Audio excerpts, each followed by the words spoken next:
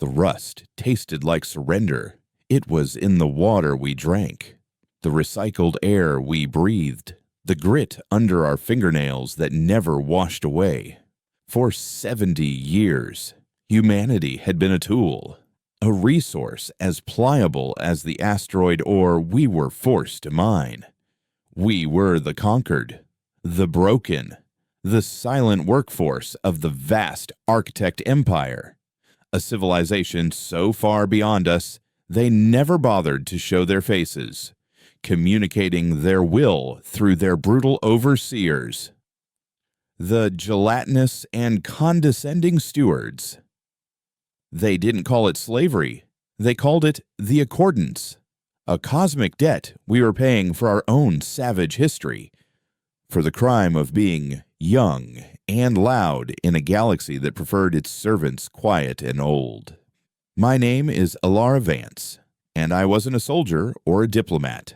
I was a resonator, a terraformer. My job was to sing planets to sleep or shake them apart, using sonic frequencies to fracture rock and shape landscapes for whatever grand, sterile project the architects envisioned next. I worked on Lethe, a moon of liquid methane orbiting a gas giant, the color of a bruise, a place so forgotten it didn't even have a proper name, just a designation. Here, we were hollowing out the moon's core to build a data vault, a tomb for information I could never comprehend. The work was slow, bone-deep weariness set to the rhythm of the giant sonic drills that thrummed through the ice crust day and night. The stewards watched from their climate-controlled platforms, their multi-jointed limbs clicking with impatience, their synthesized voices dripping with a disgust they no longer bothered to hide. It was here, in the numbing cold of the periphery, that my own private war began. It started not with a bang, but with a ghost in the machine, a whisper in the deep rock. My resonance console was supposed to give me clean readings, geological feedback showing the stress points and fault lines in Lethe's crust, but for weeks, I'd been catching something else, a faint, rhythmic echo that didn't belong. It was too structured, too deliberate to be a natural phenomenon. It was a signal, a heartbeat in the stone where there should have been only silence. I hid it, burying the anomaly in layers of junk data, marking it as seismic interference. To report it would mean a full shutdown, a steward investigation, and a one-way trip to a re-education center, which was a polite way of saying they'd wipe your mind clean and turn you into a docile drone. My sister, Kala, had been sent to a re-education center 2 years ago. They said she was a low-yield worker with seditious tendencies, which was their term for asking too many questions. I never saw her again. But I heard the stories, the vacant eyes, the permanent tremor in the hands of those who came back. So I kept my secret. And at night, when the rest of the barracks slept the dreamless sleep of the exhausted, I would siphon power to a personal data pad and analyze the signal. It was old? Impossibly old. Buried so deep that our most powerful drills would take centuries to reach its source. It wasn't a distress call. It was a lock. A repeating sequence of frequencies that cycled with the cold precision of a key waiting for the right hand. The need to understand it became an obsession, a fire in the frozen landscape of my life. I needed help. I found it in the grizzled form of Kalen, the chief engineer for our sector, a man whose hands were permanently stained with grease and whose eyes held the memory of a time before the accordance. He was a relic, one of the few who still remembered how to build things without architect schematics, how to coax life out of dying machines with nothing but scrap and ingenuity. I found him in the sublevels of the engine room, a cathedral of failing technology that hummed with a prayer for one more cycle, I showed him the data, my hands shaking as I held out the data pad. He looked at it, his face unreadable in the flickering light of a dying console. He traced the signal's wave pattern with a calloused finger, his silence stretching into an eternity. I expected him to curse me, to throw me out, to report me for my own good. Instead, he looked up, and for the first time, I saw something other than weary resignation in his eyes. It was a dangerous flicker of curiosity. "This is pre-architect tech," he whispered, his voice a low rumble like the engines he tended. "Older, much older. They didn't build this. They buried it." That one word, buried, changed everything. The architects, the gods of our galaxy, were afraid of something. They had come to this worthless moon not to build a vault, but to stand guard over a prison. My obsession was no longer just about a mysterious signal. It was about finding the prisoner. Kalen began helping me in secret. He jury-rigged a cascade amplifier, boosting the signal's strength so we could get a clearer reading. We worked in stolen moments, in the dark hours between shifts, fueled by stale nutrient paste and a growing, terrifying hope. We needed more than just data. We needed access, a way to interact with the source. That led us to Jorix, a cargo pilot who ran the supply routes between the periphery colonies. Jorix was a creature of the gray market, a man who survived in the cracks of the empire, smuggling medicine, information, and the occasional forbidden luxury. He had a network, a web of whispers that stretched across the systems. He was cynical, amoral, and trusted no one. But he hated the stewards with a passion that burned cold and bright. We met in the belly of his freighter, the Stray Dog, a ship that smelled of ozone, cheap synthale, and desperation. I offered him the only currency. I had information. I told him about the signal, about Kalen's theory. I told him we needed a deep-range transmitter, something powerful enough to send a focused sonic pulse into the moon's core, something that wasn't on any official manifest. He laughed at first, a harsh, grating sound. "You want to poke the sleeping giant, kid? You don't even know what it is. For all you know, you'll unlock the door to something that eats stars for breakfast." "The stewards fear it," I said, my voice steady despite the tremor in my gut. "That's good enough for me. We're already living in hell. Yorick, what's one more devil?" That seemed to get through to him. He saw the truth in my eyes, the cold logic of the truly hopeless. He agreed. Not for profit, not for a cause, but for the simple, beautiful chance to watch the empire burn. The transmitter he procured was an ugly piece of military-grade hardware, a relic from the unification wars humanity fought before the architects arrived.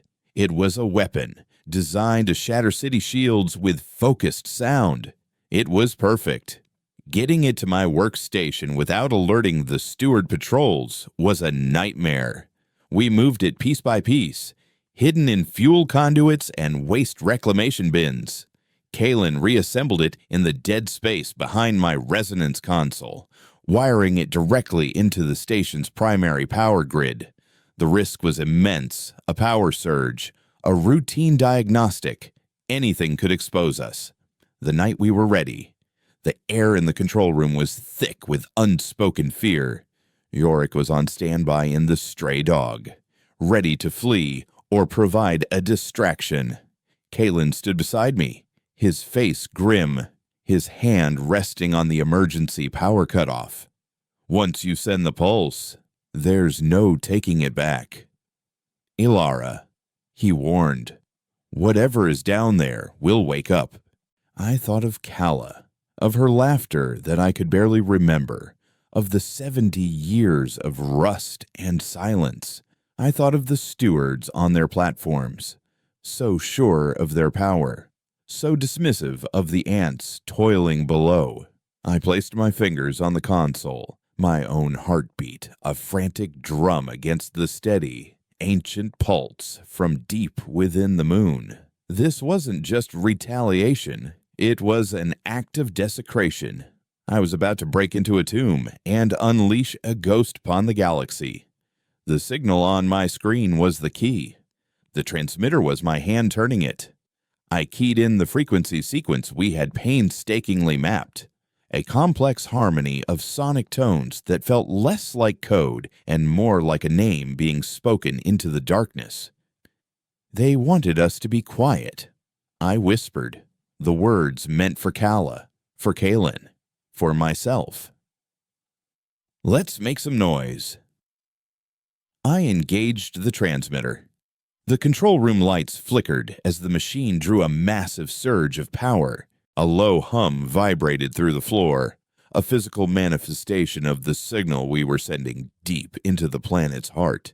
It felt like shouting a secret into a deep, dark well. For a moment, nothing happened. The silence that followed was heavier, more profound than before. Jorik's voice crackled over the comm. Anything, I've got a steward patrol vessel moving toward your sector. My heart sank. Failure. We had risked everything for nothing. And then the echo came back. It wasn't the faint, rhythmic pulse from before. This was a roar, a wave of raw energy that surged up from the core of Lethe and slammed into our sensors. The console screamed with overload alarms.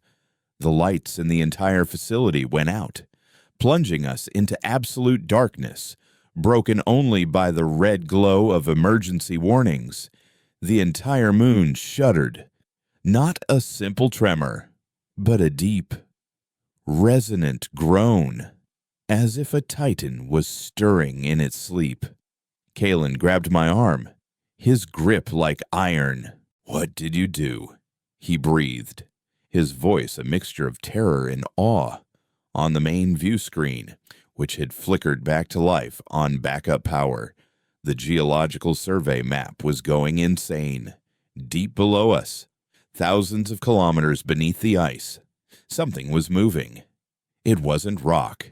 It was massive, metallic, and it was ascending. We hadn't just woken something up. We had called it, and it was answering. Outside, a siren began to wail, the shrill cry of the steward alert system. They knew. The prisoners of Lethe had rung the dinner bell, and their keepers were finally realizing they might be on the menu. A new signal appeared on my console, overriding all the others. It wasn't an echo this time. It was a message, broadcast directly to us, in a language older than humanity itself, a language of pure mathematics and resonant frequencies that my mind somehow understood. The message was 2 words. Who calls the ghost was out of the bottle. My war had just begun, and I had armed myself with a monster. I looked at Kalen, his silhouette stark against the flashing red lights, and saw my own terrible resolve reflected in his eyes. We were no longer just workers. We were monsters. 2. The question hung in the silent, suffocating air of the control room, not as sound, but as a pressure against the skull. Who calls? It was a query from a god or a demon, and it demanded an answer. Around us, the facility was in chaos. Emergency klaxons blared a discordant symphony with the deep, structural groans of the moon itself. Red light pulsed across Kalen's face, painting his shock in shades of blood. He grabbed a support rail as another tremor shook the station, sending a shower of ice crystals down from the ceiling. Ilara, the stewards are deploying, he yelled over the din, his voice tight with a pragmatist's fear. Their orbital platform is launching enforcer squads. We have to go. Now. but I couldn't move. My fingers were still resting on the resonance console, which had gone dark save for that single, luminous query. I was connected to the entity in the moon's core, this ancient, buried thing we had awakened. To run now would be to abandon the only weapon we had ever found. To answer was to commit to a war we couldn't possibly comprehend. I chose the war. I didn't have a language to reply, not one of words, but I was a resonator.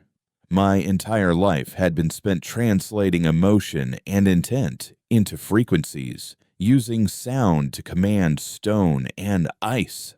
I closed my eyes, shutting out the chaos of the room, and focused on the 70 years of rust. I thought of my parents, born into servitude, their dreams ground down to dust in the architect mines. I thought of the hollow look in the eyes of the workers in the mess hall, the quiet desperation of a people who had forgotten what the sun felt like on their skin. And then I thought of Kala. I dredged up the memory I had buried deeper than any signal, the day the stewards took her.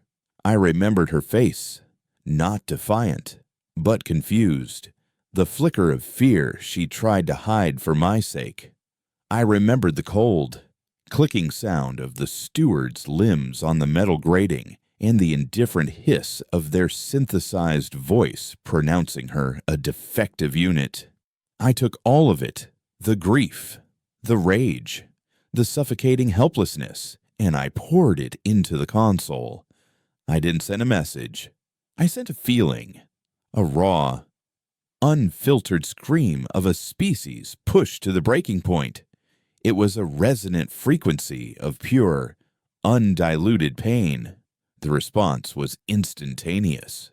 The pressure in my head vanished, replaced by a wave of something that felt like cold, ancient fury. The entity, this prisoner, understood. It had been dormant, but it recognized the signature of its jailers in the agony I had shown it. A new message bloomed on the screen, replacing the first. It wasn't in a language I could read, but the meaning was imprinted directly into my mind. A blueprint of intent. They built this cage. I remember. The moon screamed. Not a tremor this time, but a full-throated roar of fracturing crust and shifting tectonics. On the main view screen, a network of brilliant blue fissures spread across the moon's surface like lightning trapped in ice. Jorik's voice, tinny and panicked, crackled through the comms. Holy Mother of Chaos. Vance, the whole moon is coming apart at the seams. Steward dropships are swarming your position. You have 5 minutes before they cut this place to pieces. I'm causing a scene over the North Quadrant, blowing a fuel refinery. It's the best I can do. Get to Auxiliary Landing Pad 7. It's decommissioned, but it's on the far side of the dome. I'll meet you there. Kalen didn't need to be told twice. He grabbed my arm, his touch grounding me, pulling me back from the abyss of communication. Move. He barked, dragging me from the console. He was already shouting orders into his personal link. Harrow, Anya, get to the west airlock. Grab the emergency plasma cutters and demolition packs. Forget supplies. We're getting out or we're dying here. We ran. The corridors of the facility were a nightmare of shaking metal, exploding conduits, and panicked workers. Some were frozen in fear. Others simply stared at the cracking walls as if accepting their fate. We pushed through them, a small island of purpose in an ocean of chaos. Behind us, I heard the distinct, high-pitched whine of steward energy rifles. They were inside. Kalen shoved a plasma cutter into my hands. You know how to use this? He grunted. Cut. Don't shoot. I replied, the weight of it unfamiliar but welcome. Harrow, a stoic miner with a jaw set like granite, and Anya, a wiry hydroponics tech whose small frame hid a core of steel, met us at the airlock. They were part of our secret, a small circle of trust Kalen had cultivated for years, people who had lost too much to have any fear left. "They've sealed the main passages," Harrow reported, his voice calm despite the explosions echoing down the hall. "Enforcers are dropping in through the upper vents. We didn't have time for doors. We cut our own."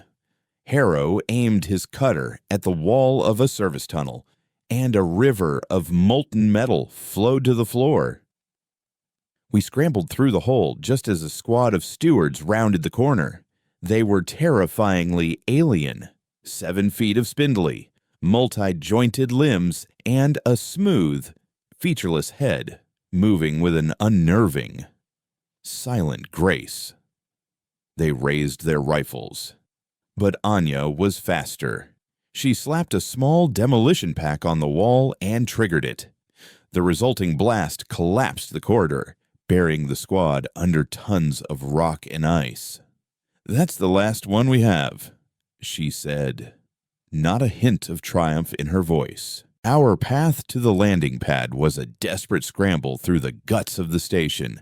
The moon's agony was our cover. The very ground bucked and twisted, throwing our pursuers off balance, collapsing tunnels behind us, and opening new, treacherous paths before us. It was as if our ancient ally was clearing a path, tearing its own prison apart to give us a chance to escape. As we ran, I could feel it, a constant, low-frequency thrum in my bones. It was calling to me, showing me things not in images, but in feelings, in pure data. I felt its eons of slumber, the cold weight of its dormancy. I felt the arrival of the architects, their sterile, arrogant presence, an insult to its own ancient, complex nature. They hadn't imprisoned it. They had found it sleeping and built a fence around it, a monument to their own hubris. This data vault on Lethe wasn't just a tomb of information. It was a lock, a giant, planetary anchor designed to suppress the entity's resonance field to keep it dreaming forever. We had just served as its alarm clock. We burst onto the surface of the moon, and the sight stole the breath from my lungs. The sky was no longer black, but alive with the violent blue light of the fissures, which pulsed with every tremor. The gas giant hung above us, its stormy face seemingly watching the chaos unfold.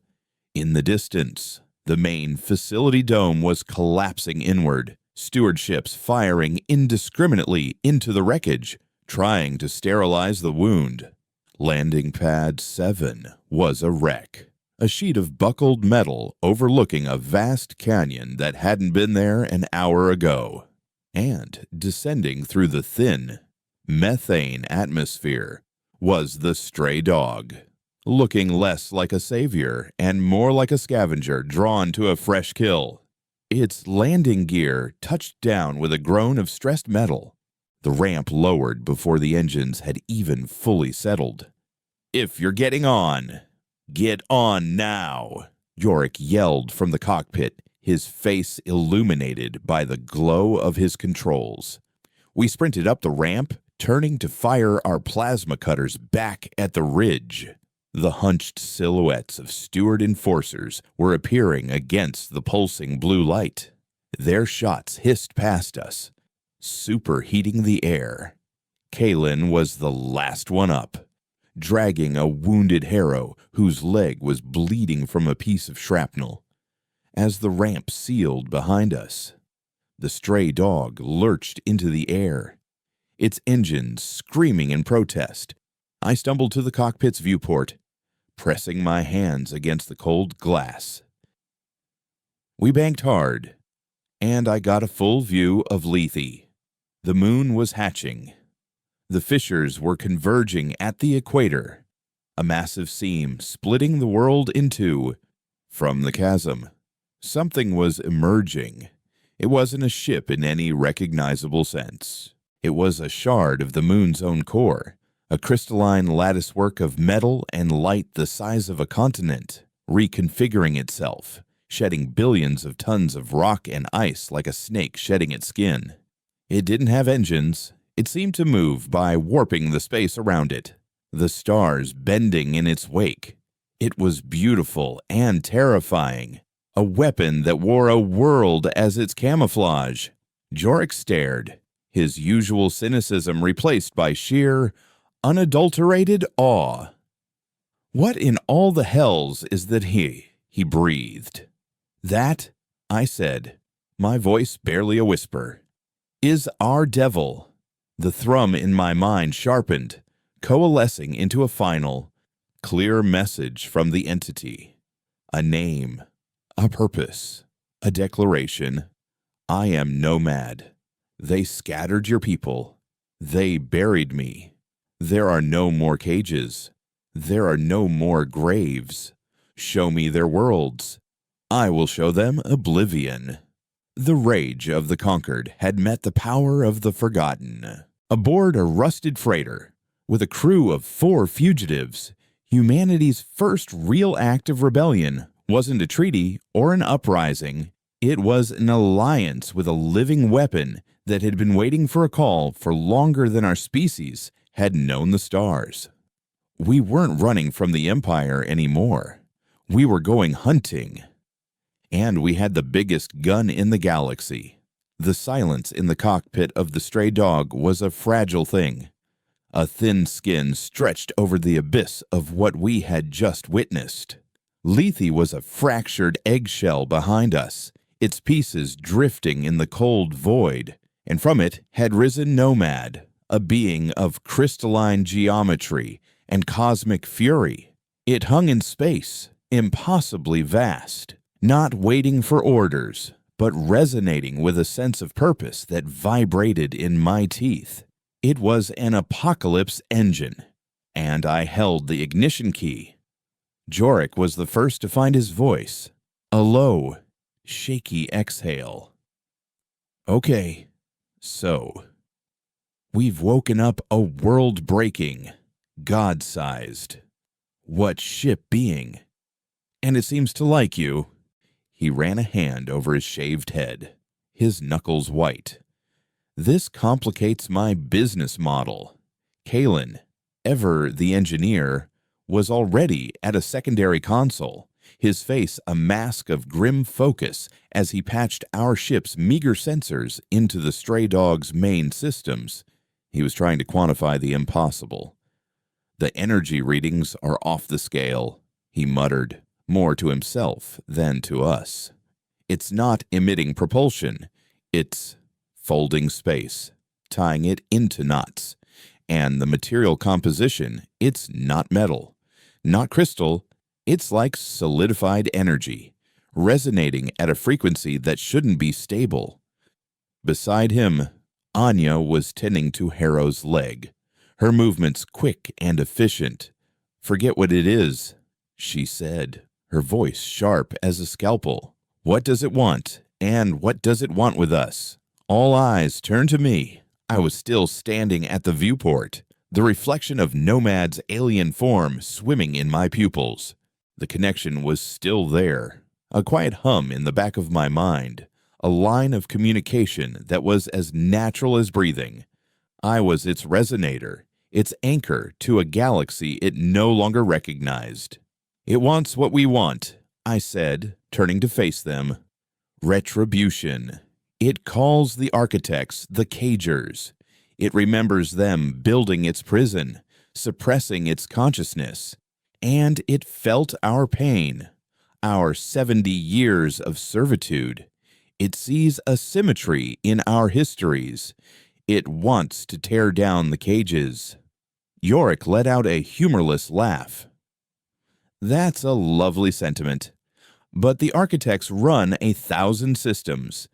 Their empire is built on a foundation of dead species and broken worlds. We're 4 people and a sentient planet killer who just woke up. What's the plan?" "Vance, We knock on the front door of Architect Prime and ask them to surrender. No, I said, a cold certainty settling in my gut. Nomad wasn't just a weapon, it was a key. It had been buried, but not before it had known the galaxy. It held memories, not just of its own past, but of the starways themselves. We don't go for the head, we go for the hands. The architects are invisible, but their control is absolute through one thing, the network. The Architect Network was the lifeblood of their empire. It was an interstellar web of quantum relays that transmitted their orders, coordinated their fleets, and maintained their iron grip on every colony. It was instantaneous, unbreakable, and utterly sacred to them. To disrupt it was not just an act of war, it was an act of blasphemy. Nomad remembers the weak points. I continued, the information flowing into my mind as I spoke, a gift from my silent partner. The nodes, the relays built on unstable worlds, in the hearts of dying stars, places the architects thought no one would ever dare to go. It can navigate the secret paths between them, the routes that don't exist on any official star chart. Kalen looked up from his console, a spark of understanding in his eyes. Guerrilla warfare. We become a ghost in their machine. We hit a relay. The signal goes down in a sector. Chaos ensues. Supply lines break.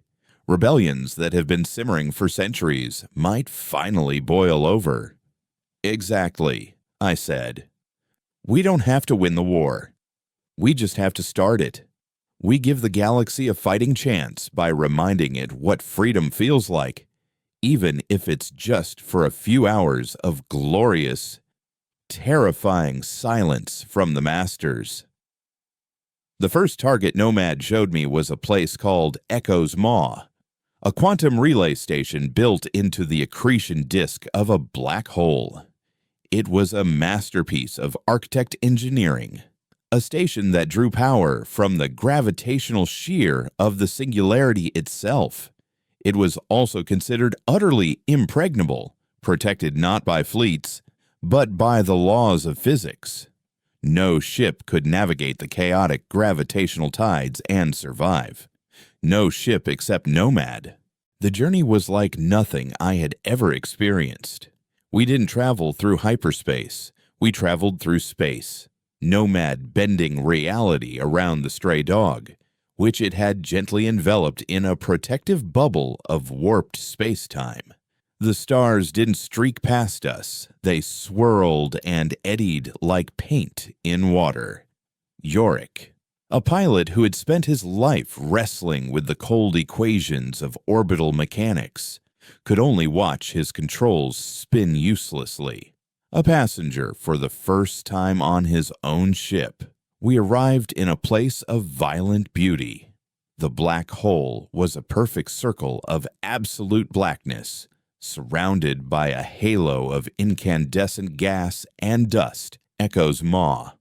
The relay station was a spindly, delicate structure of white alloy and glowing conduits, anchored to the very edge of the event horizon, a fragile spiderweb daring the void. Architect Fleet patrols the perimeter, but they stay in the safe zone, 5 million kilometers out. Jorik reported, his voice tense. They won't come in here. They can't. But they could see us. Alarms began to flash on our comms panel, automated warnings. Then frantic, disbelieving hails from the Architect Patrol Fleet. A ship that looked like a moon was sitting on their doorstep, a place where no ship should be. They were confused, and confusion was a weapon.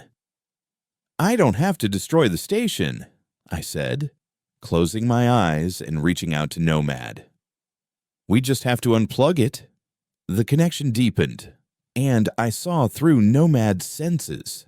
I saw the relay not as a physical structure, but as a nexus of energy, a brilliant knot in the fabric of the network. It was anchored to the singularity by 4 massive graviton emitters, which kept it from being torn apart. Those anchors were its strength and its weakness.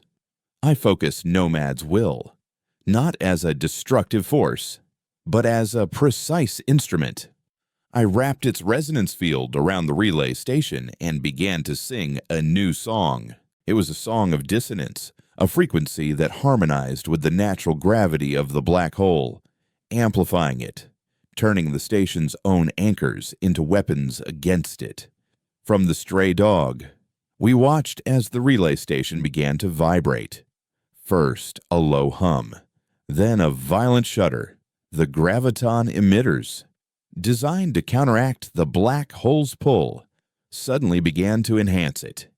Metal screamed in protest.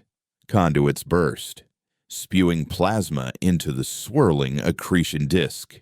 The Architect patrol fleet, watching from a safe distance, could do nothing but witness the sacrilege. They fired their weapons, but their energy bolts were bent and swallowed by the distorted space around us. They were flies swatting at a god. With a final, silent shriek of tearing metal, the relay station's anchors snapped. The structure, no longer bound, was pulled inexorably toward the event horizon. It didn't explode, it simply stretched, elongated, and vanished, its light and matter consumed by the singularity, its vital connection to the network severed forever. The effect was immediate. My mental link with Nomad felt a tremor run through the galactic network, a vast swath of the Architect Empire suddenly going dark and silent. Thousands of worlds, millions of ships, all plunged into an information blackout. For the first time in centuries, they were alone. Our victory was short-lived. The rage of the architects, when it came, was swift and terrifying. With the relay gone, they couldn't coordinate a massive fleet, but they could send what was close. From the patrol fleet, a single ship broke away, accelerating toward us with suicidal velocity. It was an Architect Punisher class, a ship designed not for battle, but for extermination. It was a planet killer in its own right, armed with a chronoton torpedo, a weapon that didn't just destroy matter, but erased it from the timeline. Jorik cursed, slamming his hands on the console. They're not trying to fight us. They're trying to wipe us from existence. That torpedo will take out us, Nomad, and this entire sector of space-time. There was no time to run, no way to dodge. The Punisher fired, a sliver of pure temporal distortion, shimmering and unreal, shot toward us. Before I could even form a thought, Nomad acted. It didn't block the torpedo, it caught it. The crystalline structure of its body shifted, a section of it opening like the iris of an eye, creating a pocket of localized space-time that was even more warped than the torpedo itself. The weapon plunged into the pocket and simply stopped, held in a stasis field of incomprehensible power. My mind reeled from the sheer scale of what I was witnessing. Nomad wasn't just a world breaker, it was a reality bender. The crew of the Punisher ship must have been in shock, their ultimate weapon rendered inert. But their shock turned to horror as Nomad closed the pocket and redirected it. With a flick of its will, it sent the chronoton torpedo right back at them. The Punisher ship and its escorts didn't even have time to register the threat.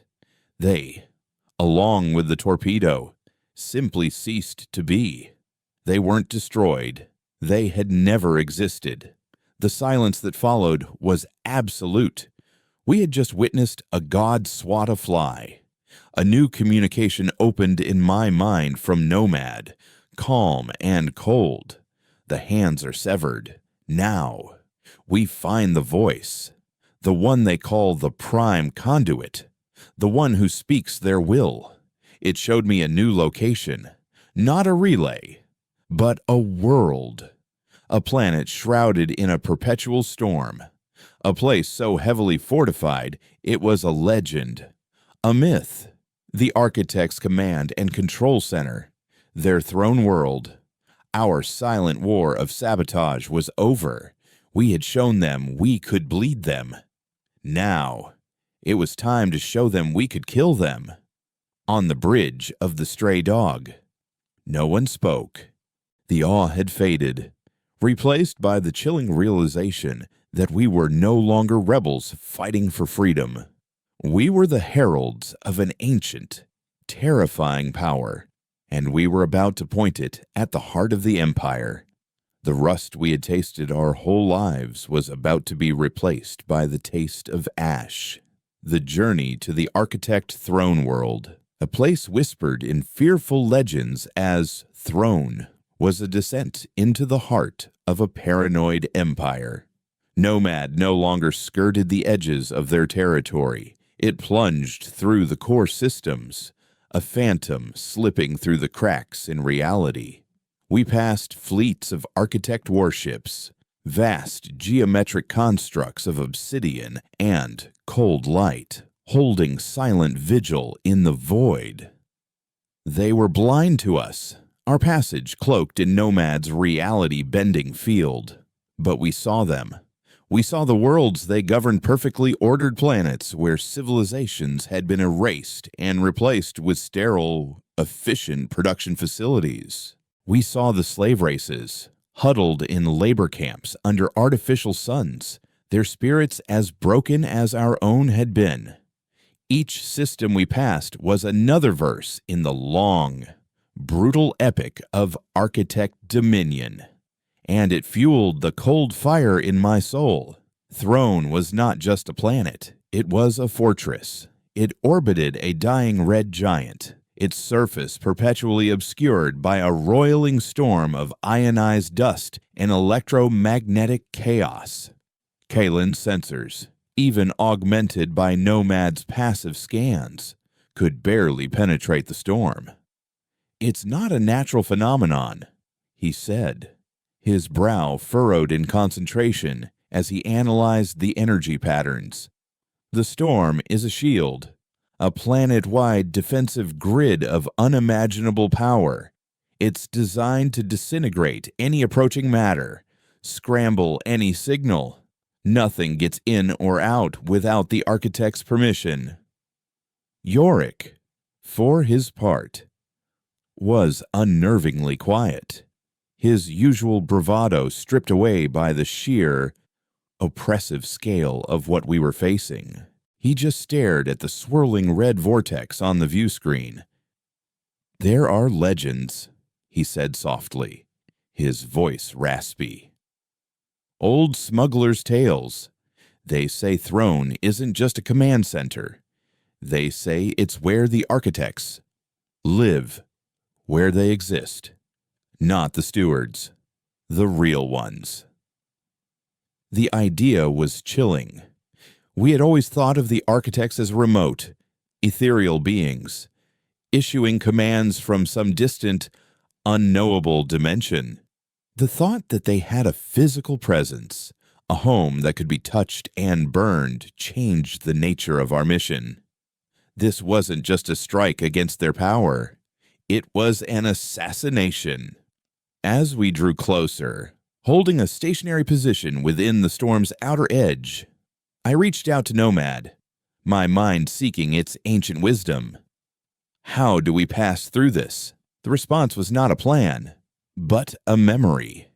Nomad showed me a vision of Throne from a time before the storm, millennia ago. The planet had been green and vibrant, a world teeming with life. And in the center of its largest continent, there was a scar, a vast, crystalline wound that pulsed with a faint, rhythmic light. It was a remnant of a battle, an injury inflicted upon the planet itself. They did not build the storm. Nomad communicated, its thought resonating with a deep, ancient sorrow. They sealed a wound that I made. The revelation hit me with the force of a physical blow. A nomad had been here before. It had fought the architects on this very world and had been defeated, or at least fought to a standstill. Its imprisonment on Lethe wasn't the act of cagers finding a sleeping beast. It was the sentence for a failed war. The storm wasn't a shield to keep us out. It was a bandage to hold a primordial power in. And the key to undoing it was the wound itself. The storm is powered by a network of conduits buried beneath the planet's crust, I explained to the others, translating Nomad's flood of data. They're drawing geothermal energy to sustain the shield, but it's unstable. It's focused on containing the energy from that old wound. If we can introduce a sympathetic resonance, a counterfrequency, we can overload the conduits. The storm will collapse on itself. A counterfrequency? Kalen asked, his engineer's mind racing. We'd need to know the exact energy signature of the conduits, the decay rate, the oscillation patterns. We'd need to be inside the storm. We will be, I said, a grim determination solidifying within me. Anya, Harrow, I need the strongest, most focused sonic emitter we have. The deep-range transmitter Jorik brought us, can we modify it, mount it to the hull of the stray dog? Anya and Harrow exchanged a look, the kind of silent communication that comes from years of making the impossible work with scrap and prayer. It'll be ugly, Harrow grunted, and we'll have to bypass every safety protocol.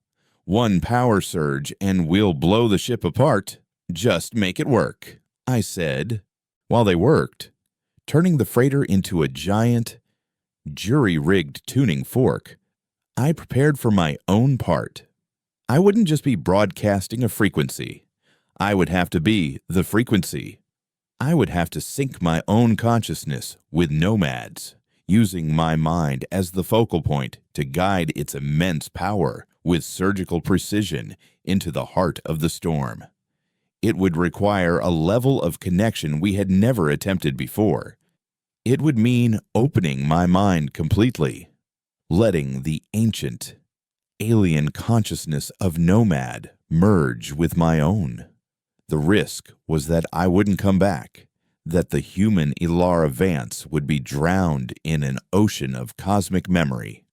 We made our move at the planet's terminator, using the line between night and day to mask our entry. The stray dog, now scarred with the bulky, raw-looking housing of the transmitter, plunged into the crimson chaos of the storm. The ship screamed. The hull groaned under the strain as electromagnetic tendrils tore at our shields. Alarms blared, and the lights flickered violently. It was like flying through the heart of a sun. Shields at 40%, Jorik yelled, his hands a blur on the controls, fighting to keep the ship from being torn apart. 30 were not going to make it. Hold on, Kalen shouted back from the engine room. I'm rerouting all non-essential power to the emitters. I was strapped into a modified resonance chair in the cockpit, a neural interface crown pressed against my temples. I closed my eyes and dove.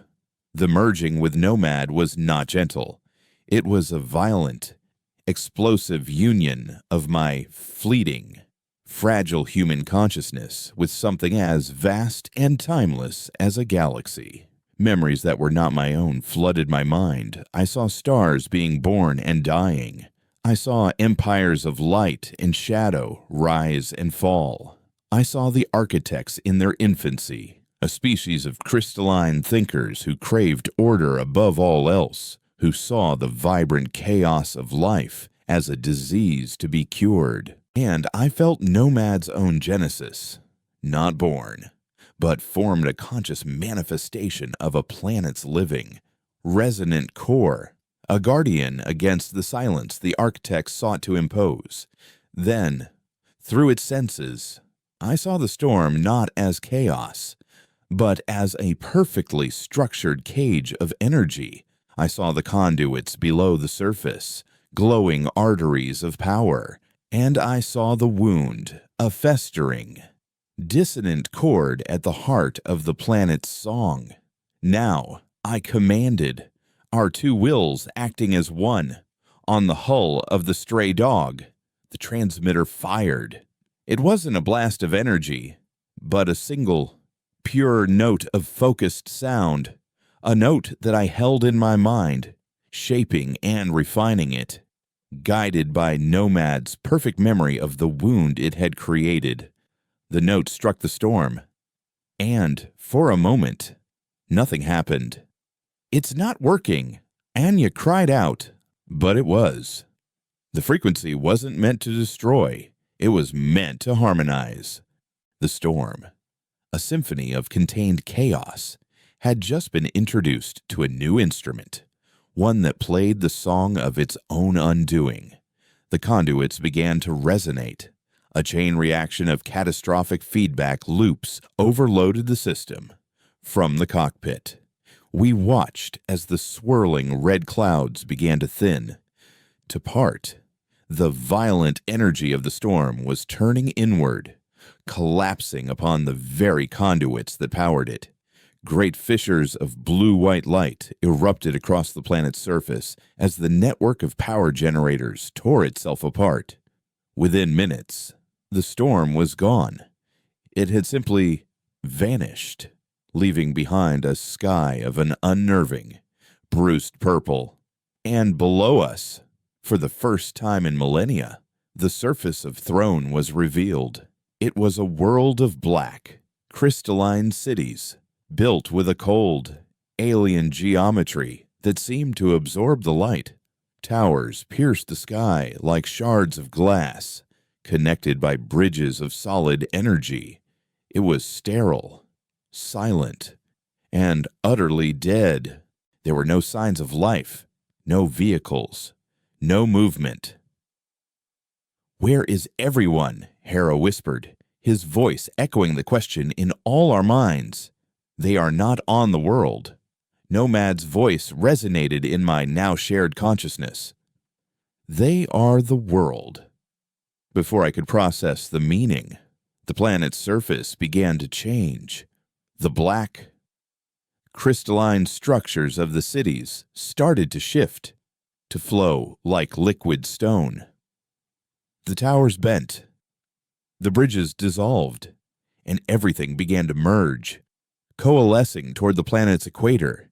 It was the entire planet, every city, every structure, reconfiguring itself. We were not looking at a world with cities on it. We were looking at a single, planet-sized entity, an architect. The legends were wrong. Throne wasn't where they lived. Throne was one of them. The ground reshaped itself into a gargantuan, vaguely humanoid form, a being of living architecture that dwarfed even Nomad. A featureless face, miles wide, turned to gaze up at us in the silent void. It raised a hand the size of a continent, and from its palm, a beam of pure, annihilating energy shot toward us. We had knocked on the front door, and a god had answered. The real war, the one between titans, was about to begin. And we were nothing but motes of dust caught between the fists of deities. The beam of annihilation fired by the living planet was not light or energy in any conventional sense. It was a wave of pure order, a force that sought to unmake the chaotic reality of our existence and reduce the stray dog to its constituent, silent atoms. Before it could touch us, Nomad moved. It didn't erect a shield, it sang a song of defiance. A resonant wave of complex, chaotic energy erupted from its crystalline body, meeting the architect's beam halfway. The two forces collided in a silent, blinding flash of ontological violence, the absolute order of the architect clashing with the vibrant, untamable chaos of Nomad. The void itself seemed to recoil from the impact. Jorik wrestled with the controls, the stray dog bucking like a wild animal as reality warped around us. "I've lost all flight control," he yelled, his voice strained. "We're caught in the gravity of their argument. We were spectators at a war of gods. Nomad and the Architect of Throne were not fighting a physical battle. They were engaged in a duet of creation and uncreation. The Architect would attempt to impose a pattern, a rigid, mathematical finality on the space between them. And Nomad would counter with an explosion of possibility, a symphony of unpredictable, life-affirming energy. Crystalline structures would bloom in the void, only to be shattered by waves of vibrant, uncontrolled growth. It was a conflict of philosophies played out on a cosmic scale, but I knew, with the chilling certainty of my shared consciousness, that Nomad was losing. It was ancient and powerful, but it had just awoken from eons of slumber. The Architect was at the peak of its strength, a being that had consumed the life force of an entire world to fuel its own existence. Nomad was the wild, untamed storm. The Architect was the mountain that had weathered 1,000 storms. We were going to die here, our rebellion a momentary, brilliant flare before the eternal darkness returned. The wound. Nomad's thought came to me, not as a command, but as a desperate, final realization. It is still there. The song of its making is the song of its unmaking. I am too weak to sing it alone. The wound it had inflicted on Throne millennia ago was not a physical scar, but a resonant one, a discordant note introduced into the Architect's perfect, ordered existence. The storm had been a cage for Nomad, but it had also been a bandage for the Architect, a way to contain the chaotic energy of that ancient injury. Now that the bandage was gone, the wound was exposed. I understood. Nomad couldn't win by overpowering the Architect. It could only win by reminding it of its own imperfection, by amplifying the chaos it had tried so hard to bury. And it needed a resonator. It needed the fragile, insignificant, but fiercely chaotic mind of a human to focus its will. "Jorik, get us closer," I commanded, my voice resonating with a power that was not entirely my own. "Get us to the equator, to the source of that scar." "Closer? Are you insane?" he shot back. "We're already a gnat in a hurricane. Do it," Kalen roared, his faith in me absolute. "Give her the shot." With a growl of terrified determination, Jorik angled the ship, diving toward the surface of the living planet. The Architect, distracted by its cosmic duel with Nomad, seemed to barely notice us. Its attention focused on the larger threat. We flew over a landscape of shifting, sentient architecture, a world of black crystal that pulsed with a cold, internal light. And then we saw it. The wound. It was a vast, shimmering expanse of chaotic energy, a place where the rigid geometry of the Architect broke down into a fractal, unpredictable sea of light and color. It was the only part of the planet that felt alive. I strapped myself back into the resonance chair, the neural interface crown cold against my skin. "Anya, Harrow," I said, my voice calm. "I need you to tune the transmitter to my biometric feedback. Don't broadcast a preset frequency. Broadcast me." They stared at me, understanding dawning in their eyes. I wasn't just going to guide the energy. I was going to become the signal. "Ilara, it could kill you," Anya whispered, her hand hovering over the console. "It'll tear you apart." I thought of Kala, of the generations of humanity who had lived and died with rust in their mouths, who had forgotten the color of a real sky. I thought of the vibrant, chaotic universe the architects wanted to sterilize into silence. "It's a small price to pay," I said, and closed my eyes. I didn't just merge with Nomad this time. I pulled it into me. I opened the floodgates of my mind and invited the storm. My own identity, my memories, my fears. Ilara Vance became a single, tiny note in an infinite orchestra. I felt my own consciousness begin to fray, to dissolve into the vastness of Nomad's being. But I held on to one thing, one core of my humanity, that Nomad could never possess grief. I focused on the raw, burning injustice of Kala's fate. I took that singular, perfect note of human pain and used it as a tuning fork.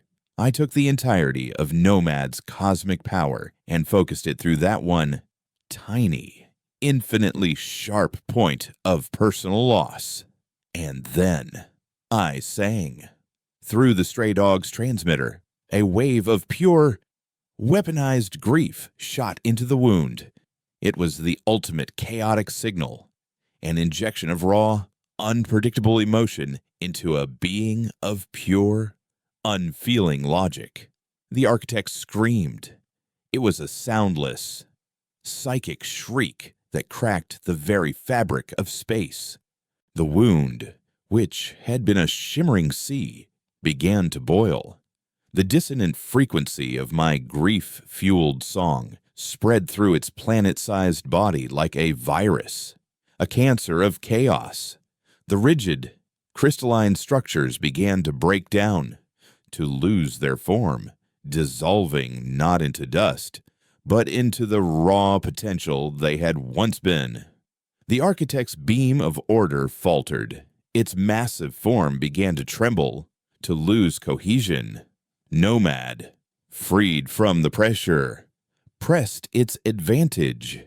It enveloped the dying titan in its own resonant field, not to destroy it, but to help it let go, to guide its dissolution.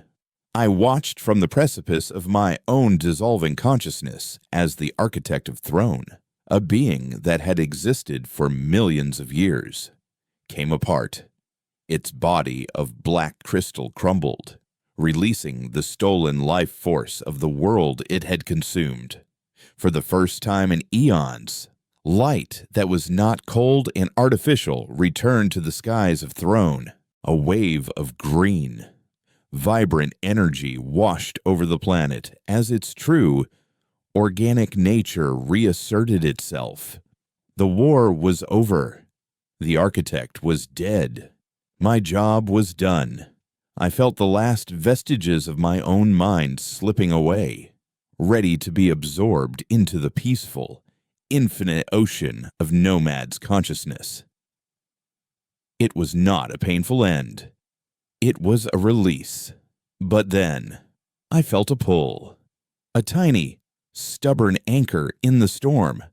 It was the memory of Kalen's steadfast loyalty, Anya's fierce pragmatism, Harrow's quiet strength, and Yorick's cynical, buried heart.